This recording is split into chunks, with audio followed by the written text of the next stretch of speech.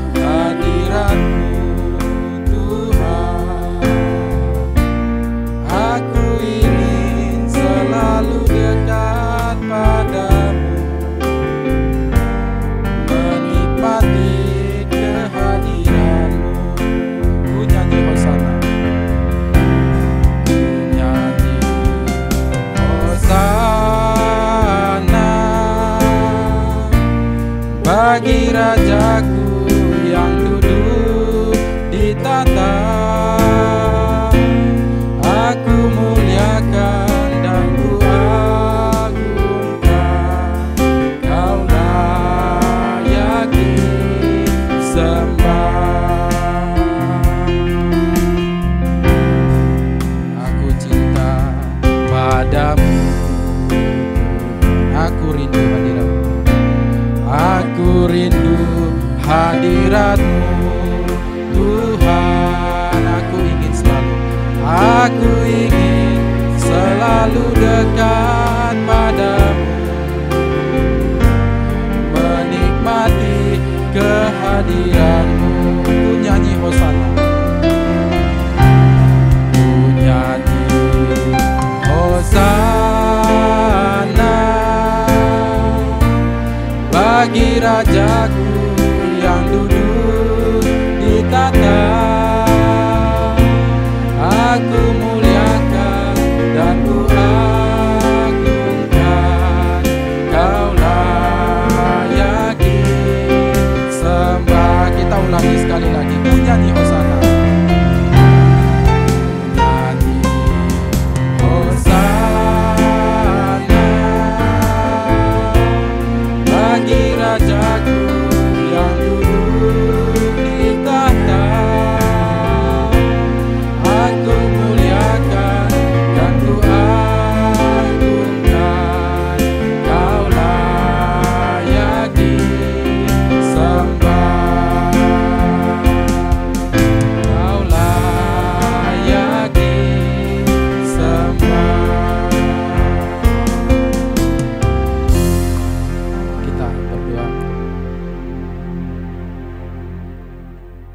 Allah yang baik, Bapa kami yang di surga, kami anak-anak-Mu di tempat ini berkumpul dan mengucapkan syukur dan terima kasih yang begitu mendalam kepada Tuhan atas segala rahmat dan kebaikan-Mu, anugerah-Mu yang selalu Engkau curahkan bagi kami.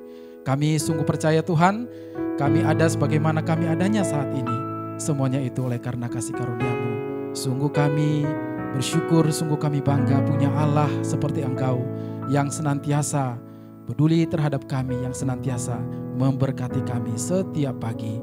Bapa dalam surga, pada pagi hari ini Tuhan, kami anak-anak-Mu yang tergabung di Yayasan Yaski maupun di Heartline Network, Tuhan, pada pagi hari ini kami mengkhususkan waktu untuk datang kepada Tuhan, memuji, meninggikan nama Tuhan melalui pujian dan juga mendengarkan kebenaran firman Tuhan yang kami percaya sebagai pedoman dan kekuatan Tuhan yang memampukan kami untuk kami bisa menjalani hidup ini sesuai dengan kehendak Tuhan. Untuk itu Tuhan, pada pagi hari ini kami menyerahkan seluruh rangkaian devo kami pada pagi hari ini dari awal pertengahan sampai selesai hanya ke dalam tangan kasih Tuhan. Biarlah kiranya Roh Kudus boleh hadir di tengah-tengah kami, mengurapi setiap kami, menolong memampukan kami untuk betul-betul datang kepada Tuhan dengan hati pikiran kami yang sepenuh-penuhnya. Dan berkatilah ibadah kami ini ya Tuhan, mulai dari awal sampai selesai. Dan sebelum kami lebih jauh memuji dalam ibadah ini, Tuhan, kami juga menyadari bahwa kami sering juga melakukan kesalahan dan dosa, baik itu sengaja maupun tidak sengaja. Pada pagi hari ini Tuhan, kami memohon kiranya Tuhan Engkau ampuni segala dosa dan pelanggaran kami itu. Jauhkan itu daripada kami sejauh timur dari barat. Biarlah kiranya hanya kemurahan Tuhan, hanya kasih karunia Tuhan yang senantiasa menjadi bagian dalam kehidupan kami. Inilah kami anak-anak-Mu hendak kembali memuji, meninggikan nama-Mu dan mendengarkan firman-Mu. Di dalam nama Bapa dan Putra dan Roh Kudus kami berdoa. Amin. Silakan Bapak Ibu kembali duduk. Kita akan menyambut firman Tuhan ya, yang nanti akan disampaikan oleh Bapak Pendeta Petrus Suryo dari GKY Karawaci dengan temanya menanggapi panggilan Tuhan. Mari kita sambut firman Tuhan ini dengan kembali menaikkan satu pujian, Ku Hidup Bagimu.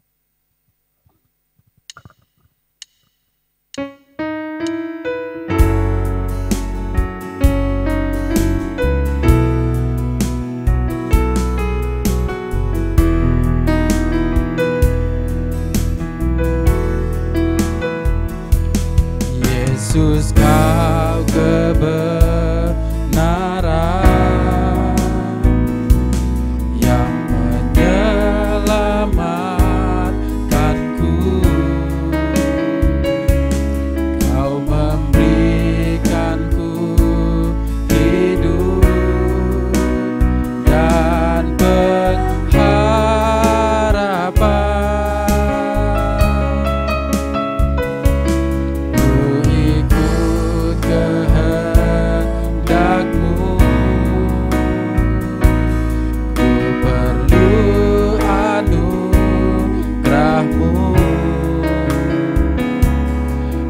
Nyatakan janjiku kepadamu.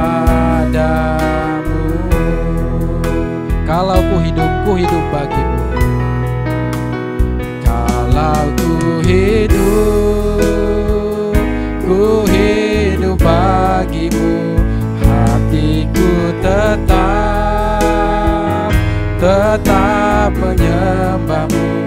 Dunia tak bisa menjauhkanku dari kasih-Mu. Selama ku hidup bagimu. Selama ku hidup bagimu. Mataku tetap memandangmu. Dunia tak bisa menjauhkanku dari kasih-Mu.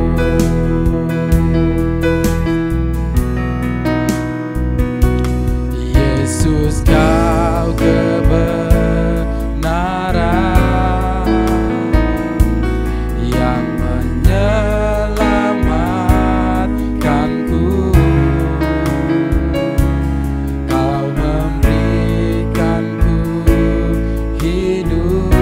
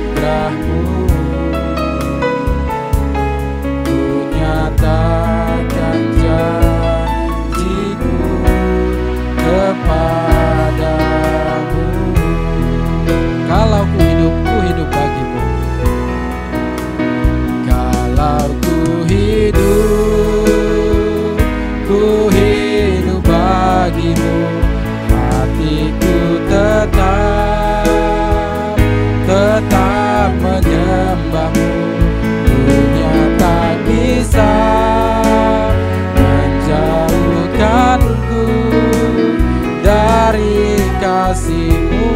Selama ku hidup bagimu. Selama ku hidup bagimu. Maka ku tetap memandang. Dipersilakan untuk Pak Pendeta.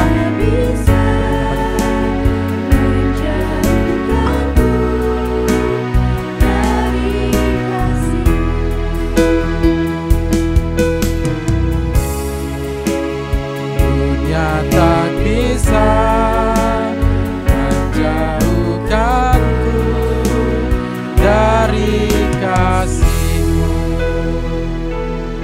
Mari kita berdoa. Bapa kami yang ada di dalam kerajaan surga, kami bersyukur hari ini kami dapat beribadah bersama. Kami rindu ya Tuhan sebagai anak-anak-Mu, kami terus dihangatkan oleh hangatnya panggilan Tuhan dalam hidup kami untuk melayani Tuhan, mendedikasikan hidup kepada Tuhan. Ajarkan kami Tuhan merasakan denyut jantung, kegelisahan hati Yesus sama seperti ketika Tuhan Yesus masuk ke dalam kota dan desa dan hatinya galau, masgul, splaknah, gelisah karena melihat banyak orang seperti domba tanpa gembala. Ladang yang menguning siap dituai tetapi penuainya sedikit. Tuhan berikan kepada kami kegelisahan yang sama ketika Engkau memanggil kami di awal kami melayani Tuhan. Dan hangatkan terus di dalam hidup kami. Dan hari ini kami rindu sekali lagi dihangatkan oleh firman Tuhan untuk memahami hangatnya panggilan Tuhan untuk kami melayani Tuhan. Berfirmanlah ya Allah, Roh Kudus terangilah hati dan pikiran kami supaya kami dapat memahami firman Tuhan dan melakukannya. Di dalam nama Tuhan Yesus kami berdoa. Amin. Shalom. Selamat pagi Bapak Ibu dan saudara sekalian. Hari ini tema kita adalah menanggapi panggilan Tuhan. Saya suka membahas tentang panggilan sebetulnya, tapi penekanan kita hari ini adalah kepada kepatuhan iman. Kalau saudara nanti ingin mendalami tentang panggilan, ada satu buku yang baik, karangan Lee Hardy, mungkin ada yang pernah membaca. Ya, buku itu tentang panggilan, karena dia adalah profesor tentang panggilan. Dan sebagian nanti akan saya singgung di bagian penguraian firman Tuhan hari ini. Tapi hari ini kita akan fokus kepada menanggapi panggilan Tuhan dikaitkan dengan kepatuhan iman. Saudara, mari kita membaca bersama firman Tuhan dari Matius 4, ayat 18 sampai dengan ayat yang ke-20. Kita baca bersama ya, dari Alkitab TB2, ya. Ayat 18, 19, 20, kita baca bersama-sama ya, 1, 2, 3. Ketika Yesus sedang berjalan menyusur danau Galilea, ia melihat dua orang bersaudara, yaitu Simon yang disebut Petrus dan Andreas saudaranya. Mereka sedang menebarkan jala di danau, sebab mereka penjala ikan. Yesus berkata kepada mereka, "Mari, ikutlah aku, dan kamu akan kujadikan penjala manusia." Mereka pun segera meninggalkan jalannya dan mengikuti dia. Amin. Bayangkan kalau suatu hari ketika saudara sedang bekerja, apalagi ini kan ekonomi lagi tidak menentu dan sebagainya, lalu ada teman saudara yang mengajakin saudara, udahlah tinggalkan aja kerjaan, betul ya?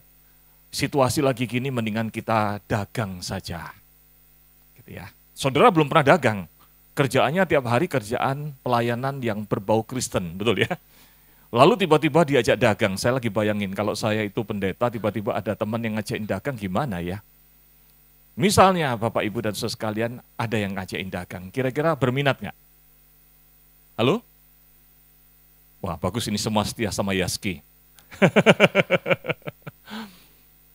Ya, lagi bekerja lalu ditawarkan, sudah tinggalkan saja pekerjaan yang ada, kita dagang saja. Karena dagang itu lebih cepat untung. Lalu saudara tanya kepada teman saudara, ya wis lah, kira-kira modalnya berapa? Ya modalnya kira-kira 100 juta. Saudara pikir-pikir 100 juta itu seberapa? Saudara lihat tabungan saudara pas 100 juta. Rumah kontrakan, mobil masih nyicil. Jadi 100 juta itu adalah seluruh harta saudara, betul ya? Lalu kemudian, wah kalau modalnya 100 juta, ya saya harus menanam saham modal 100 juta, kamu 100 juta, saya habis-habisan seluruh harta saya, betul ya? Lalu saudara tanya, dagangnya dagang apa? Lalu teman saudara bilang, ya pokok dagang aja lah, nggak tahu dagang apa deh. Kira-kira saudara mau jalan nggak? Kenapa nggak mau? Mendingan di Yaski. Mendingan kerja yang sekarang, betul ya? Pekerjaannya lebih jelas, penghasilannya jelas, ya. Orang kalau kerja kantoran kan enak ya, tiap bulan langsung lihat rekening. Kalau dagang tiap bulan belum tentu di rekeningnya ada tambah, betul ya? Saya kemarin jualan beras murah, bakti sosial di sekitar Karawaci. Enak sekali saudara, begitu digelar, langsung tiba-tiba beras yang jumlahnya 500 packs, tiba-tiba habis dalam waktu 2 jam. Set gitu. Kita senang sekali, teman-teman bilang, waduh Pak Petrus enak ya kita dagang kayak gini. Jual beras 5 kiloan, 400 bungkus, kita jualnya 1.200 saudara. Jadi 400 bungkus di Siloam, di UPH, lalu 350 di Siloam, lain kali nanti kerja sama-sama Yaski ya. Lalu saudara sekalian dalam waktu singkat cepat habisnya. Terus cuma saya katakan gini, ini karena dagang beras murah, lalu dagangnya adalah sudah pakai kupon dulu, udah daftar dulu, cepat habisnya. Tapi kalau dagang di pasar, saudara nunggu seharian, kadang-kadang yang datang cuma laler, betul nggak? Jadi saudara sekalian dagang, nggak jelas dagang apa, saudara mau jalanin nggak? Nggak mau. Suatu hari, murid-murid Tuhan Yesus, calon murid Tuhan Yesus, yaitu Petrus dan Andreas yang tadi kita baca, sedang menjalankan pekerjaan sehari-harinya. Dikatakan mereka itu penjala ikan, mereka nelayan, penghasilannya dari situ, mereka profesional, penghidupannya dari sana. Kemudian datang seorang yang bernama Yesus, yang kita kenal Tuhan Yesus, betul ya? Hari itu mereka kedatangan Yesus dan berkata, Tuhan Yesus, mari ikutlah aku. Maka ini tantangannya mudah atau gampang? Halo? Mudah atau gampang? Enggak ada susah jawabnya, enggak ada pilihan susah. Supaya tahu susahnya seperti apa, mari kita lihat gambaran lainnya saudara sekalian. Ya, karena sebelum ayat ini sebetulnya ada ayat lain yang juga dibahas, tertulis di dalam Matius 4, ya 5 ayat sebelumnya dikatakan, ketika Yesus mendengar bahwa Yohanes telah ditahan, menyingkirlah ia ke Galilea. Jadi ada satu peristiwa sebelum peristiwa ini, yaitu Yohanes Pembaptis, yaitu pengkhotbah kontroversial, yang mengkritik pemerintah, yang cara berpakaiannya kontroversial, makannya belalang dan madu, bajunya pakai kulit hewan, betul ya? Lalu kemudian dia begitu berani berkata-kata, tapi akhirnya toh ditangkap sama pemerintah, sama Herodes. Maka saudara sekalian, muridnya Yohanes kocar kacir. Dan karena Yohanes Pembaptis adalah orang yang begitu kontroversial di Sungai Yordan itu, dia berkhotbah, dia mengkritik juga Herodes, maka harusnya ketika Yohanes Pembaptis ditangkap, kira-kira Yohanes dan Petrus dan Andreas ini dengar nggak? Halo? Dengar. Jangan lupa kalau kita lihat nanti di dalam Yohanes 1 dikatakan Andreas itu adalah muridnya Yohanes Pembaptis. Jadi pasti tahu kalau figur yang kontroversial yang berani saja kemudian ditangkap oleh Herodes, ngeri banget bukan?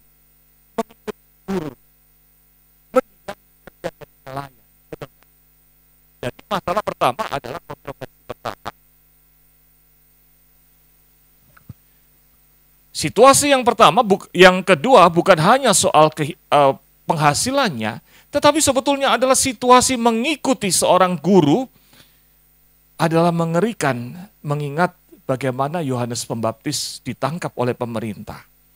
Lalu kemudian di dalam Matius 4 ayat 18, jangan lupa dikatakan bahwa mereka itu, Petrus dan Andreas, sedang kerja, cari penghasilan. Artinya mereka memang pekerjaannya adalah dari nelayan itu. Jadi kalau mereka harus mengikut Tuhan Yesus, maka seperti yang tadi kita pikirkan, tidak ada lagi penghasilan. Tetapi yang menarik adalah bahwa ketika Tuhan Yesus berkata, mari ikutlah aku, maka dikatakan dalam ayat 20, mereka pun segera meninggalkan jalannya dan mengikuti dia. Bukan pikir-pikir dulu, bahkan dikatakan segera. Pertanyaannya adalah, mengapa mereka tanpa berpikir panjang, lalu segera mengikuti Yesus. Saudara, tentu tidak mudah untuk memahami dari sekelumit kisah yang kecil ini. Tetapi saudara sekalian, saya tertarik untuk mengajak kita memikirkan kalimat panggilan Tuhan Yesus ini. Saudara, kalimat Tuhan Yesus kepada Petrus dan Andreas itu berkata, "Mari, ikutlah aku dan kamu akan kujadikan penjala manusia." Saudara, di dalam satu komentari dikatakan begini, pemanggilan para nelayan sebagai murid memiliki makna simbolis. Karena Yesus mengubah panggilan hidup mereka dari menangkap ikan menjadi menjala manusia. Yang menunjukkan pergeseran dari misi yang bersifat fisik menjadi misi yang rohani. Saudara, menangkap ikan, menjala ikan adalah sesuatu yang tiap hari mereka lakukan, betul nggak? Tuhan Yesus tidak memakai istilah yang terlalu berbeda dari yang mereka biasa pahami. Tuhan Yesus memakai kata menjala, betul ya? Tetapi bukan menjala ikan, menjala manusia. Saudara, saya tertarik dengan kalimat ini karena kalimat yang singkat ini mencerminkan bahwa Tuhan Yesus ingin membicarakan tentang panggilannya itu ke dalam konteks yang familiar di dalam kehidupan para murid ini. Apa yang dilakukan dalam panggilan Tuhan Yesus bukan sesuatu, walaupun itu adalah sesuatu yang membuat hidup kita berubah secara radikal, transformatif, tetapi tetap dapat dibayangkan. Di dalam kalimat yang singkat ini, Tuhan Yesus sedang melakukan presentasi kepada para murid ini, kepada Petrus dan Andreas. Presentasi tentang apa yang akan Tuhan Yesus lakukan. Engkau bukan sekedar ikut aku, tetapi aku akan menjadikan engkau penjala manusia. Mengapa dikatakan penjala manusia? Kata penjala itu adalah apa yang dia lakukan tiap hari, bukan? Sesuatu yang berhubungan dengan apa yang dia lakukan. Tapi levelnya, dimensinya berbeda. Bicara hal yang rohani. Di dalam bukunya Lee Hardy, ya, The Fabrics of This Word, dikatakan begini. Lee Hardy itu menuliskan bagaimana pergeseran makna panggilan. Dan yang menarik dikatakan, dipaparkan tentang bagaimana panggilan menurut Martin Luther. Martin Luther itu berpikiran begini. Zaman dahulu saudara sekalian yang disebut panggilan adalah orang menjadi pendeta. Itu namanya panggilan atau menjadi biarawan.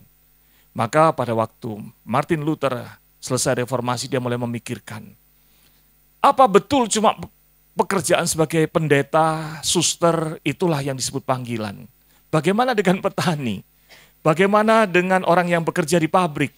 Apakah itu adalah pekerjaan yang tidak berguna? Levelnya rendah dibandingkan panggilan sebagai pendeta. Maka di dalam penggaliannya akhirnya dia merumuskan begini. Bahwa panggilan itu terletak pada posisi kita. Di dalam posisi kita itu berelasi dengan orang. Dan di dalam relasi kita dengan orang, disitulah ada makna panggilan Tuhan, misi Tuhan di dalamnya.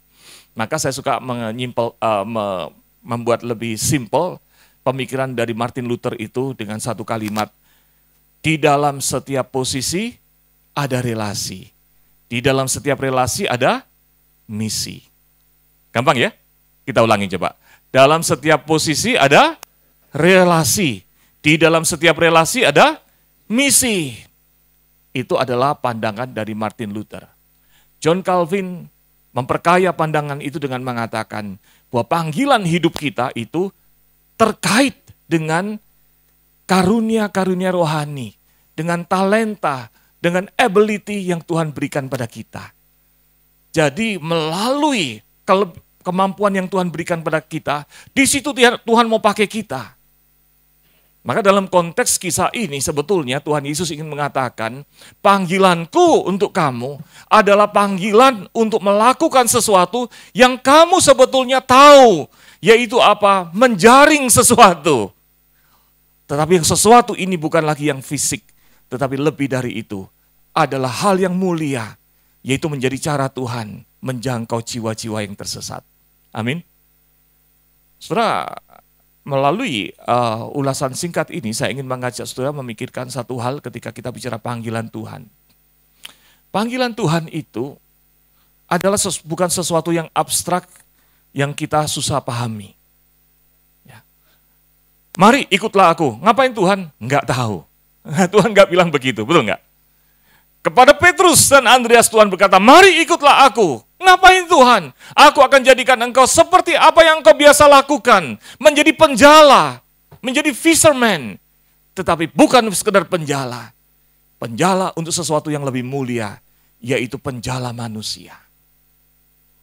Saudara, ketika Tuhan memanggil saudara dan saya untuk melayani Tuhan, maka panggilan itu isinya bukan sekedar ikut Tuhan, tetapi di dalamnya ada satu paket rancangan yang lengkap. Yang di dalamnya Tuhan sudah rancang dengan baik. Untuk apa yang terbaik melalui kita. Tuhan bisa pakai kita untuk memuliakan Tuhan. Amin. Efesus 2 ayat 10 berkata begini. Karena kita ini buatan Allah. Diciptakan dalam Kristus Yesus. Untuk apa? Melakukan pekerjaan baik. Titik. Tidak. Dikatakan apa? Yang dipersiapkan Allah sebelumnya. Ia mau kita hidup di dalamnya. Amin. Jadi untuk apa kita hidup di tengah dunia ini, jauh-jauh hari di dalam kekekalan Tuhan sudah merancang. Ada pekerjaan baik. Kita tidak perlu mencari-carinya. Apa itu yang harus saya lakukan di tengah dunia? Tuhan sudah merancangkannya. Kita bukan seperti Mr. Bean. Saudara pernah lihat film Mr. Bean? Awalnya bagaimana Mr. Bean itu? Entah dari mana asalnya, betul nggak? Jatuh dari langit, lalu dia bingung. Ngapain ya gua? Betul ya? Setelah itu adalah pandangan ateis yang eksistensialis. Saya datang di tengah dunia ini seperti dilemparkan brutal di tengah dunia ini. Lalu kemudian saya bingung apa yang harus saya lakukan. Lalu saya cita-cita saya bergulat dengan apa yang dapat saya lakukan. Saudara, kalau kita sebagai orang Kristen, cara berpikirnya gitu, kita sama aja seperti orang yang tidak punya Tuhan.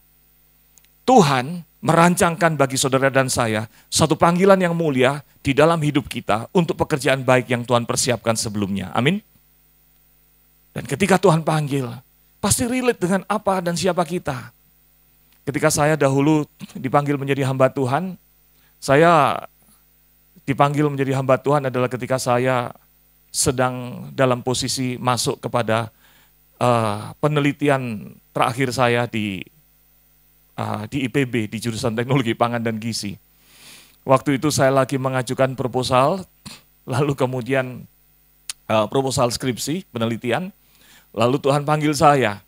Waktu itu saya sedang di KKR, saudara sekalian. KKR Pak Tong, hari itu saya sebagai konselor. Hari kedua, tidak ada orang yang saya dampingi, tidak ada konseli yang menjadi orang yang saya dampingi. Saya duduk di balkon, semua sudah dilayani, turun ke bawah. Dari balkon saya melihat bagaimana Pak Tong mendoakan orang-orang yang telah dipanggil ke depan. Tapi tiba-tiba suara Pak Tong yang kencang, suara musik yang ada tiba-tiba sunyi senyap. Lalu saya mendengar suara yang saya tidak bisa mendeskripsikan itu. Kalau saudara bertanya, apakah itu audible Pak Petrus? Saya nggak tahu, tapi itu begitu jelas berkata di dalam hati dan pikiran saya. Petrus, setelah ini kamu akan lulus, apa yang akan kamu lakukan?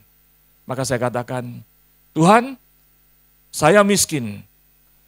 Lalu tadinya nggak rencana untuk kuliah, tapi Tuhan paksa saya diterima masuk ke IPB tanpa tes. Tanpa mendaftar lebih tepatnya, karena zaman angkatan saya itu ada yang namanya PMDK. PMDK itu seluruh siswa dites, lalu cuma ditanya, nanti mau kuliah di mana? Saya kira itu cuma tes biasa. Rupanya itu menjadi cara pemerintah mencari bakat bibit-bibit. Jadi saya masuk itu tanpa mendaftar, saudara sekalian. Lalu kemudian ketika saya yang tadinya tidak rencana kuliah, lalu kemudian akhirnya kuliah. Itu adalah berkat Tuhan. Dan sekarang saya mau lulus, lalu Tuhan tanya, kamu mau jadi apa Petrus? Maka jawaban saya, Tuhan saya mau jadi insinyur yang melayani Tuhan. Di tengah-tengah situasi KKR yang hiruk pikuk, tiba-tiba dialog itu terjadi. Antara saya pribadi dengan Tuhan, dan pertanyaan Tuhan simpel. Dengan cara apa kamu melayani aku? Ya saya akan pakai insinyur saya.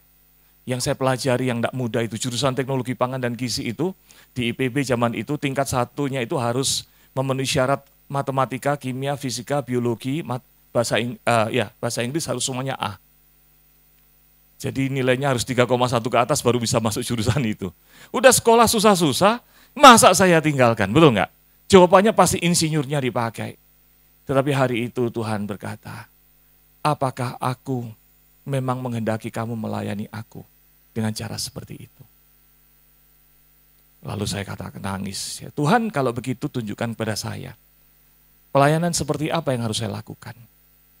Maka dalam 3 bulan saya mencari kehendak Tuhan dan akhirnya saya sadar pimpinan Tuhan. Tuhan inginkan saya jadi pendeta. Sempat saya pikirkan jadi misionari. Saya sudah berdoa untuk Mongolia. Berbulan-bulan saya doakan, bukan itu pimpinan Tuhan. Ke Papua, bukan. Akhirnya Tuhan perjelas panggilan sebagai hamba Tuhan di gereja. Nah waktu itu saya tanya, Tuhan saya nggak ngerti, saya nggak pernah aktif di gereja, aktif saya hanya di kampus. Tapi Tuhan bukakan. Petrus lihat jiwa-jiwa yang menangis. Bukankah selama ini hatimu adalah kepada jiwa-jiwa yang menangis? Lalu apa yang dapat saya lakukan Tuhan? Kamu sudah di training di kampus, lanjutkan dengan sekolah teologi. Sudah di kampus, selama saya ada di kampus IPB, saya terlibat di persatuan kampus, terlibat di organisasi, membangun organisasi, membuat tata dasar dan sebagainya. Ternyata semuanya itu adalah cara Tuhan mempersiapkan saya untuk boleh melayani di gerejanya. Jadi pelayanan di gereja ternyata nggak terlalu jauh dari apa yang saya bayangkan tentang melakukan pelayanan selama ini. Setelah kalau hari ini Anda adalah orang-orang yang telah dipanggil untuk memenuhi panggilan Tuhan, melayani di organisasi Yaski, di dalam pelayanan sebagai manajer keuangan atau apapun juga. Di tiap bagian itu, di dalam tiap posisi ada relasi, di dalam tiap relasi ada misi Tuhan. Maka kerjakan itu dengan baik karena implikasinya adalah untuk jiwa-jiwa yang Tuhan percayakan. Amin. Jadi rancangan Tuhan itu lengkap. Yang kedua, saudara sekalian, mari kita perhatikan Matius 4 ayat 19. Yesus berkata kepada mereka, mari ikutlah aku. Saudara, kata mari itu menggunakan kata diute dalam bahasa Yunani yang artinya datanglah ke sini. Tapi kata ini di dalam penggunaannya pada masa itu adalah lebih dari sekedar ayo datang ke sini, tetapi adalah suatu ajakan untuk bertindak dan seringkali mengundang individu untuk mengikuti, mendengarkan atau berpartisipasi dalam suatu peristiwa. Jadi ini bukan sekedar ajakan, tetapi ada dorongan, ayo datang, ayo ikut melakukan, ayo berkomitmen. Itu kata mari itu. Lalu kata ikutlah itu menggunakan kata opiso yang artinya adalah di belakang. Yaitu bicara tentang apa? Komitmen untuk terus-menerus ada berjalan bersama Tuhan. Saudara, apa maksudnya bagian ini saya ingin gali untuk saudara sekalian. Ketika kita bicara panggilan Tuhan, yang Tuhan inginkan pertama adalah komitmen. Memang perjalanan panggilan itu mungkin tidak mudah. Tetapi sejauh yang Tuhan minta adalah komitmen sungguh-sungguh. Yang berikutnya sisanya apa? Ikut aja di belakangku. Betul ya? Kadang-kadang kita tidak tahu. Tuhan, aku mau melayani Tuhan. Tapi bagaimana caranya? Bagaimana nanti? Bagaimana penghidupanku? Petrus dan Andreas pasti memikirkan hal itu. Tetapi ketika dia mengingat kalimat, ikutlah aku. Jalan di belakangku selangkah demi selangkah. Maka dia berjalan dengan taat. Tuhan yang memimpin, Tuhan yang memelihara. Amin. Saudara, di gereja kami tahun ini ada panen, ada 3 anak muda berkomitmen untuk menjadi hamba Tuhan, masuk sekolah teologi. Yang pertama, baru lulus dari kedokteran UPH. Udah sekolah susah-susah jadi dokter, betul ya? Selesai kuliah, baru setengah tahun Tuhan panggil jadi pendeta. Dia sekarang masuk ke sekolah teologi. Tapi puji Tuhan kebetulan dari keluarga yang mampu. Cuma meninggalkan gelar dokter untuk kemudian melayani Tuhan jadi pendeta, nggak mudah, betul nggak? Lalu kemudian yang kedua, seorang sarjana. Sudah berkeluarga, dia tinggalkan pekerjaan dan sekarang siap-siap masuk ke sekolah teologi. Yang satu lagi, kalau yang tadi semuanya masih muda, yang satunya lagi sudah berkeluarga. Dia udah bekerja, umurnya sudah 40 tahun. Lalu kemudian dia punya 2 anak. Ketika kemudian dia memenuhi panggilan Tuhan itu. Artinya apa? Dia tidak ada penghasilan. Betul ya? lalu kemudian 2 anak, yang satu SD, yang satu lagi SMA. Nanti gimana sekolahnya? Tapi dia bergumul beberapa bulan, dari bulan Oktober bersama saya. Dan dia katakan, Pak Pendeta, ini sudah saya gumulkan dari zaman muda saya hindari. Tapi sekarang umur 40 semakin kuat. Untuk panggilan Tuhan, kali ini saya tidak mau untuk menghindari lagi. Saya mau taat, gimana caranya? Akhirnya setelah berdoa, dia meyakini ini langkah yang harus diambil. Maka keputusannya adalah apa? Rumah mau dia jual. Untuk apa? Untuk hidup selama 4 tahun studi teologi, biar itu dicukupi dari Tuhan melalui hal itu. Anak bagaimana? Enggak tahu. Setelah saya salut dengan seorang rekan ini, dengan iman belajar untuk berani, sekedar follow, sekedar mengikut Tuhan, dan Tuhan mencukupi. Saudara, itulah panggilan. Panggilan itu adalah bukan hanya bicara taat, tetapi juga mempercayakan hidup kita kepada Tuhan. Mari kita baca bersama poin kedua yang terakhir ini. Cara memenuhi panggilan adalah percayakan diri pada Tuhan dan taatlah mengikuti pimpinannya. Kalau panggilan Tuhan itu di dalam kedaulatan dan hikmat Tuhan, itu adalah rancangan yang terbaik, yang sempurna buat kita, yang telah dipersiapkan sebelumnya untuk kita hidup di dalamnya. Maka satu-satunya cara untuk menjalaninya adalah ikutin aja pimpinan Tuhan setahap demi setahap. Tuhan pasti memelihara, Tuhan akan pimpin. Amin. Setelah itulah cara melangkah di dalam iman. Tidak ada cara lain, yaitu percaya kepada Tuhan. Setelah saya ingat seorang yang bernama Charles Tistad. Dia adalah satu dari 7 Cambridge, kalau ada yang pernah baca sejarah tentang 7 Cambridge ya, di dalam sejarah kekristenan. 7 orang mahasiswa Cambridge yang berkomitmen untuk dipakai Tuhan melayani Tuhan. Salah satunya adalah bernama Charles Tistad.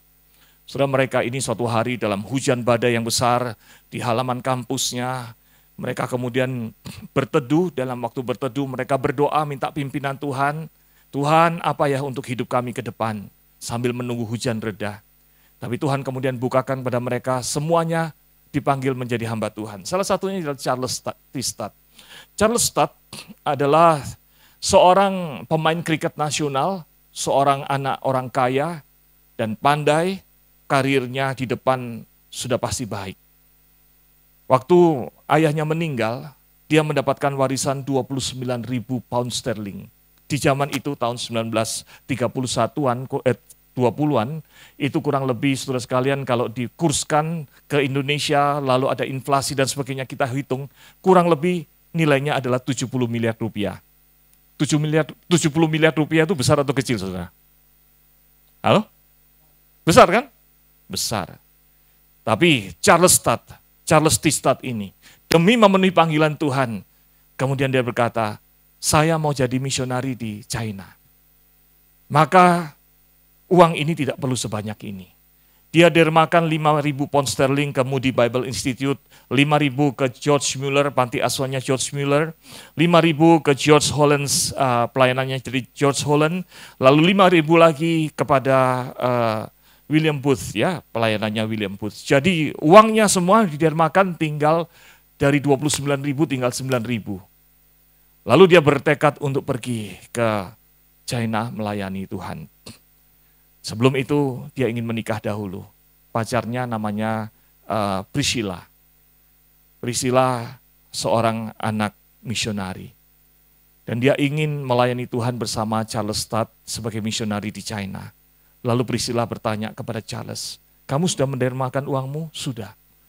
Berapa banyak? Dari 29.000 pound sterling, 20.000 aku dermakan semua, tinggal 9.000. Lalu Priscilla berkata begini, saya mau menikah dengan kamu, tapi asal kamu memenuhi firman Tuhan. Ingat gak Tuhan Yesus berkata apa? Kalau mau ikut aku, jualah semua hartamu, mati lu ya. Jadi gimana? Ya udah kamu masih punya 9.000 kan? Iya, tapi itu buat pelayanan nanti di China. Dermakan itu, baru aku mau menikah sama kamu. Luar biasa kan? Jarang wanita kayak gini kan ya? Kalau wanita sekarang menikah kan tabunganmu berapa gitu ya? Kalau ini adalah tabunganmu semua dermakan. Akhirnya Charles Studd melakukan hal itu dan pergi melayani di China. Saudara sekalian, dengan semua pengorbanan yang besar itu sampai ketika dia akan mati, dedikasinya begitu luar biasa.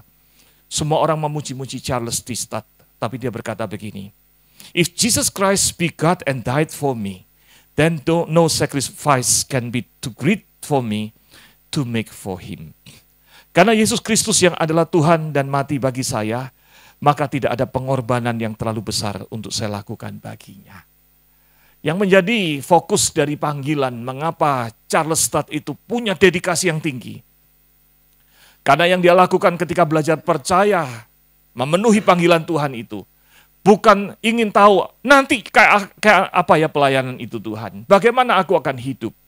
Tapi yang penting adalah saya percayakan semua hidup saya kepada Tuhan. Saya percaya Tuhan tidak meninggalkan saya. Di dalam panggilan Tuhan, Engkau Tuhan akan melengkapi, mencukupi, dan membuat saya bisa taat sampai akhir. Amin.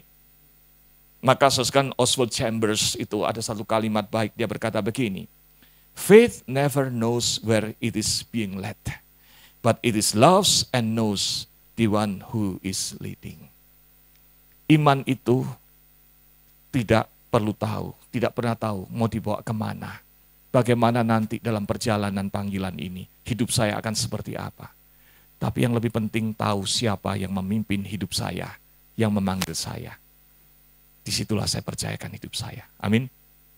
Ketika kita mau belajar melangkah dengan iman memenuhi panggilan Tuhan, maka biarlah kalimat dari Oswald Chambers tadi menjadi satu pedoman yang baik untuk kita hayati. Saudara, ada lagu yang menarik. Saya nggak akan mengajak saudara menyanyikan lagu ini. Tapi lagu ini lagu favorit saya yang saya ingin kalau saya mati nanti dinyanyikan. Lagu yang mau menggelorakan hidup saya. Lagu ini berkata, "Trust and obey." Tahu ya lagunya ya? Refnya itu indah sekali. "Trust and obey, for there's no other way to be happy in Jesus, but to trust and obey." Amin ya. Mau bahagia dalam Tuhan, tidak ada jalan lain kecuali trust and obey. Maka kalau saudara telah mendapatkan panggilan untuk melayani Tuhan, jalani dalam kepatuhan iman. Paket panggilan Tuhan itu setelah Tuhan pikirkan dalam hikmatnya begitu lengkap untuk saudara. Jalani itu dengan percaya dan patuh pada Tuhan. Mari kita berdoa. Bapa kami dalam surga, sempurnakanlah firman Tuhan hari ini supaya di morning devotion ini, di dalam dinginnya pagi ini kami dihangatkan oleh panggilan Tuhan, gelora kasih Tuhan, supaya kami terus-menerus setia memenuhi panggilan Tuhan. Di dalam nama Tuhan Yesus kami berdoa. Amin. Ya, firman Tuhan yang sungguh luar biasa yang kita barusan sudah mendengarkan, yang kembali menggugah hati kita untuk kembali bersemangat untuk memenuhi panggilan kita pribadi masing-masing. Terima kasih disampaikan kepada Bapak Pendeta Petrus Suryo atas pelayanannya hari ini yang sudah menyampaikan firman Tuhan bagi kami. Tuhan Yesus kiranya memberkati pelayanan Bapak dan keluarga. Baik, Bapak, Ibu, dan teman-teman sekalian, selanjutnya kita akan mengumpulkan persembahan. Persembahan ini dikumpulkan untuk mendukung pelayanan hamba-hamba Tuhan yang ada di daerah, di pedalaman.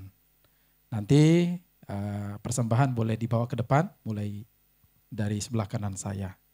Sembari mengumpulkan persembahan, kita akan naikkan satu pujian, segala puji syukur.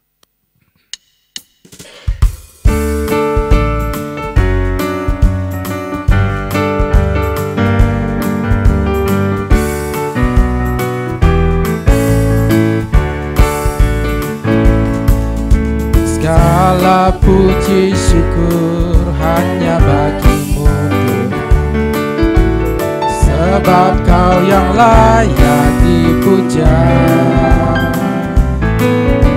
Kami mau bersorak tinggikan nama-Mu. Haleluya.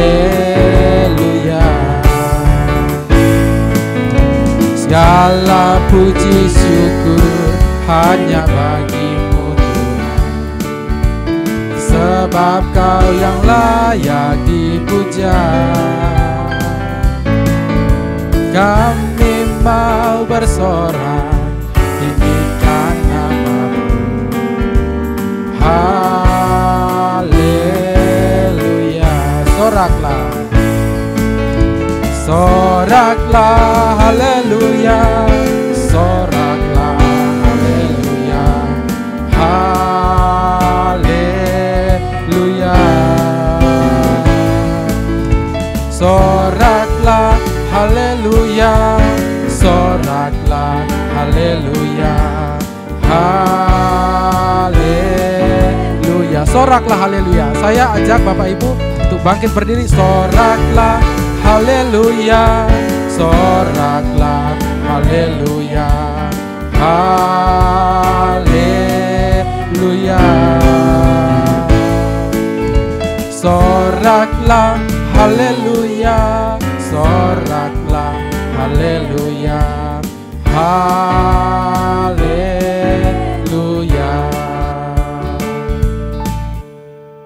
Kita berdoa untuk persembahan yang sudah dikumpulkan. Bapa kami yang di surga, Engkau adalah Allah yang begitu baik kepada kami. Engkaulah sumber daripada segala yang kami miliki. Daripada mula segala harta yang kami punya saat ini, Engkau telah memberikan berkat yang berlimpah-limpah bagi kami. Dan sebagian berkat-Mu itu Tuhan, di pagi hari ini kami membawanya kepada Tuhan, mempersembahkannya sebagai seperti dupa yang harum di hadapan Tuhan. Terimalah persembahan kami ini dan berkatilah ya Tuhan persembahan kami ini, supaya persembahan ini bisa berdaya guna untuk memajukan Injil kerajaan-Mu di daerah, di pedalaman. Dan gugahlah hati kami selalu oleh kuasa Roh Kudus untuk kami selalu mengingat akan kebaikan Tuhan dan bersyukur atas segala apa yang Tuhan berikan. Sehingga di waktu-waktu ke depan kami boleh semakin giat di dalam mempersembahkan persembahan yang harum di hadapan Tuhan. Di dalam nama Tuhan Yesus kami berdoa. Amin. Baik Bapak Ibu, masih tetap berdiri. Kita akan mengakhiri ibadah devotion kita pada pagi hari ini. Dan sebagai lagu penutup, kita akan menyanyikan lagu Kidung Jemaat nomor 400, Kudaki Jalan Mulia. Nanti di akhir pujian ini mohon Pak Pendeta Emeritus Jusaku Jaya memimpin doa syafaat dan juga doa penutup berkat. Kudaki Jalan Mulia.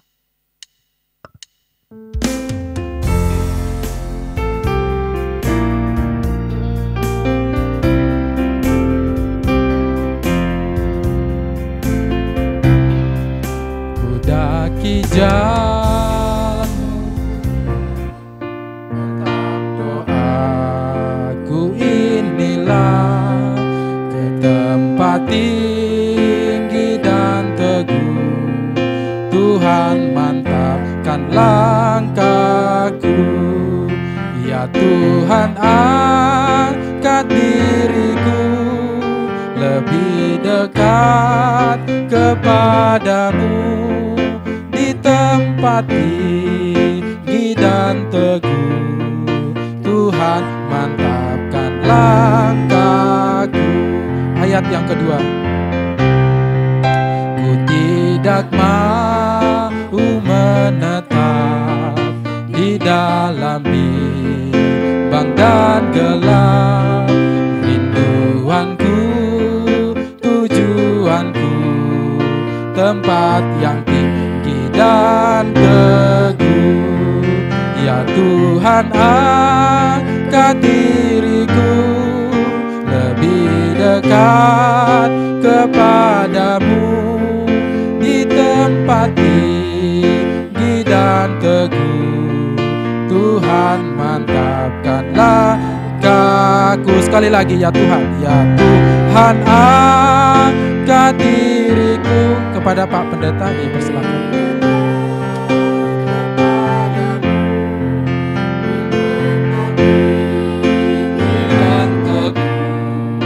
Tuhan mantapkan langkahku. Mari kita berdoa. Tuhan Allah Bapa di surga, tidak habis-habisnya kami mengucap syukur kehadirat Tuhan yang kudus. Bagaimana Tuhan sudah memimpin, melayakkan kami untuk ibadah pada pagi ini. Dan kami boleh dilayakkan untuk memuji dan memuliakan nama Tuhan. Dan bahkan kami boleh mendengarkan kebenaran firman Tuhan yang boleh mengingatkan kami akan panggilan yang sudah Tuhan jalankan dalam hidup kami. Biarlah kami boleh mengoreksi setiap panggilan yang telah Tuhan berikan, agar kami boleh lakukan itu sesuai dan sepadan dengan apa yang Tuhan ingin kami kerjakan. Terima kasih untuk hamba-Mu ya Bapak Pendeta Petrus, yang telah Tuhan pakai menjadi berkat di tengah-tengah kami. Kami terus berdoa untuk pelayanan beliau dimanapun beliau berada. Tuhan boleh pakai dan menjadi berkat dan nama Tuhan ditinggikan dan dimuliakan. Tuhan juga pimpin dan peliharakan keluarga yang dikasihinya. Terima kasih Tuhan. Kami juga mau berdoa ya Bapak untuk apa yang menjadi pergumulan bangsa dan negara kami saat ini Tuhan. Dan kami sangat prihatin bagaimana kami melihat negara-negara yang dikunjungi oleh negara superpower, yaitu dari Cina adalah negara-negara di Asia Tenggara, tapi tidak termasuk Indonesia. Kami tidak tahu apa yang menjadi kriteria, tapi kami melihat Tuhan, bangsa kami masih bergumul dengan hal-hal yang sepele, bukan memikirkan hal yang strategis, bagaimana meningkatkan kesejahteraan dan bangsa dan rakyat negara kami ini. Tolong Tuhan, kami berdoa Engkau berikan hikmat bijaksana buat setiap pimpinan kami dari level yang paling atas sampai yang paling bawah.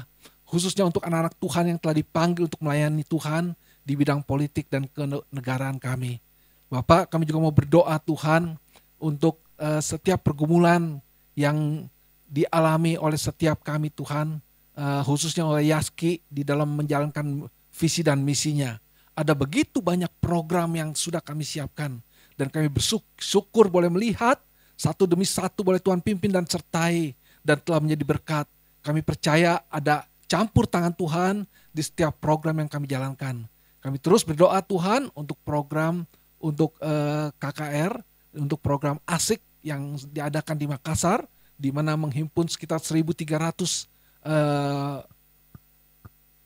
yang hadir, dan kami percaya acara ini boleh menjadi berkat dan tidak menjadi sia-sia. Dan kami berdoa juga Tuhan untuk setiap anak-anak-Mu yang melayani, baik yang ada dalam ruangan ini maupun yang ada yang mengikuti lewat Zoom, kiranya Tuhan pimpin dan setiap kami Tuhan Engkau tahu dengan jelas setiap isi hati kami. Engkau tahu pergumulan yang dihadapi, baik pergumulan di dalam iman maupun pergumulan di dalam kehidupan hari lepas hari yang harus mereka jalani. Biarlah mereka tidak pernah berhenti berseru kepada Tuhan. Mereka tidak pernah ragu untuk berharap kepada Tuhan sebagai sumber kekuatan, pertolongan dan penghiburan satu-satunya. Dan Tuhan bisa menjawab apa yang menjadi kesulitan dan pergumulan mereka. Terima kasih ya Bapak. Dan pada akhirnya Tuhan, kami mau serahkan seluruh doa kami ini ke dalam tangan Tuhan. Kiranya Tuhan kuduskan dan berkati. Dalam nama Tuhan Yesus Kristus kami berdoa. Saudaraku yang dikasih Tuhan, mari kita arahkan hati kita kepada Tuhan dan terimalah berkat-Nya. Kiranya Allah Bapa yang telah memanggil kita boleh senantiasa menyinari kita dengan kasih setia-Nya. Dan di dalam anugerah Tuhan kita Yesus Kristus, anak yang tunggal, yang telah menebus kita dari kebinasaan dengan darah-Nya yang kudus, boleh senantiasa mengingatkan kita untuk menjalankan tugas panggilan kita. Dan dalam anugerah, dalam pimpinan Roh Kudus, boleh senantiasa mengingatkan kita, memimpin kita untuk menjalankan panggilan kita, sehingga nama Tuhan boleh ditinggikan dan dimuliakan, dan kita boleh menjadi berkat dan bagi orang sekitar kita, sekarang sampai selama-lamanya. Amin. Bapak terima kasih. Apa terima kasih. Apa terima kasih.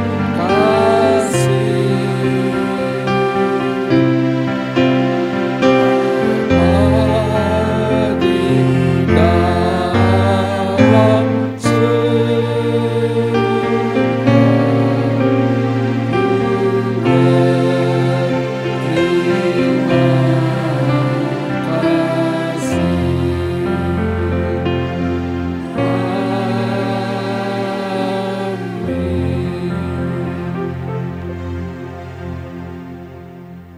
Silakan duduk saat teduh dan ibadah selesai.